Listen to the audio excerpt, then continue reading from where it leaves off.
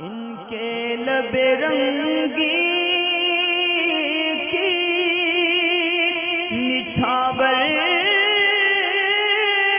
थी कि जिसने।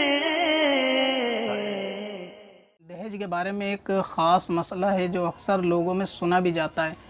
एक तो ये कि दहेज का लेना देना गुनाह है या नहीं। आजकल इस तरीके का नारा बहुत आम किया जा रहा है कि दहेज ना देंगे ना लेंगे, यानी दहेज के ख़िलाफ़, लेने और देने दोनों के ख़िलाफ़ एक आंदोलन सा जारी है। दूसरा एक जो सवाल के अंदर दर्ज है वो एक मोटरसाइकिल के ताल्लुक़ से। पहले मैं इसका दहेज के बारे में अर्ज़ कर दूँ कि दहेज हो या किसी भी चीज़ का इस तरीके का मामला कि शादी से पहले अपनी डिमांड को रखना, या लड़के वाले का लड़की वाली की तरफ से या दोनों का, एक दूसरे फरीकैन का एक दूसरे से किसी भी चीज़ की डिमांड का कि हमें शादी के अंदर ये चीज़ होनी चाहिए या सामान के तौर पे ये होना चाहिए। बाज़ लोग इस तरह भी कहते नज़र आते हैं कि हमें ये सामान वगैरह ना दें बल्कि उसकी कीमत को दे दें।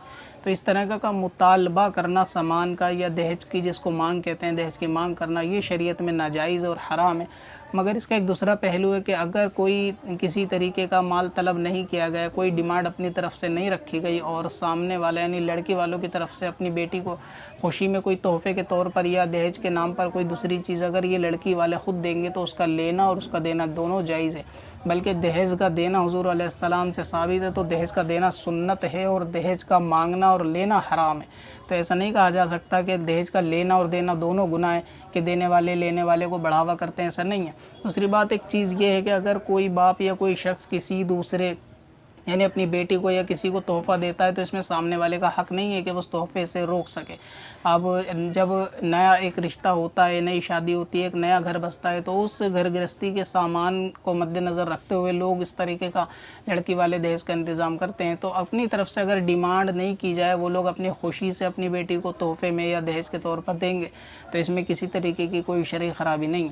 अब जो सवाल है कि ऐसा होता है कि जिसके घर में 2 या 4 लड़कियाँ होती हैं या 2 से ज़्यादा, तो उसमें अगर पहली लड़की को दहेज में मोटरसाइकिल नहीं दी जाती और दूसरी को दी जाती है, तो घर वाले ये कहते हैं कि अब जिनकी शादी हो चुकी है पहले उनको भी मोटरसाइकिल यानी बाइक देनी होगी, तब इनको देनी होगी। तो इसकी कहाँ तक इजाज़त है? तो ऐसा कुछ नहीं है। ये नसीब की बात है कि जिसकी नसीब में उस वक्त जो इंतज़ाम हो सका वो उसका हो गया। अब ऐसा नहीं है कि अगर मोटरसाइकिल पहली शादी या 2 शादियों में मोटरसाइकिल लड़कियों को नहीं दी, अब तीसरी शादी में अगर मोटरसाइकिल का इंतज़ाम हो गया, तो ये ज़रूरी नहीं कि पहले मोटरसाइकिल वो दोनों के घर पे भी भिजवानी पड़ेगी। और अक्सर लोग करते भी हैं कि अगर एक को देती तो वो समझते हैं कि जो लड़कियों की शादियाँ हो चुकी हैं और उनके दहेज में बाइक नहीं थी तो उनको पहले बाइक देनी होगी, फिर इसका इंतज़ाम करना होगा। ये बिल्कुल गलत है। जो जिसके नसीब का सामान होता है, जिस वक्त जिसका इंतज़ाम हो गया, जो जिसका तोहफ़े में सामान आ गया, वो उसकी मालिक हो गई। इसके अंदर घटाना बढ़ाना उस एतबार से कि दूसरे का घटेगा बढ़ेगा तो उसका भी घटेगा बढ़ेगा, इसकी शरई कोई इजाज़त नहीं, बल्कि फ़िजूल की चीज़ है कि जिसके निकाह के अंदर मोटरसाइकिल का फ़िल वक्त इंतज़ाम है, ये उसको दे दी जाएगी। या दूसरे के लिए इंतज़ाम करना, कर्ज़ लेना, सूद लेना, इसकी बिल्कुल भी इजाज़त नहीं। और ये ख़्याल भी गलत है कि अब तीसरी को देंगे तो शुरू की 2 वालियों को भी देना पड़ेगा।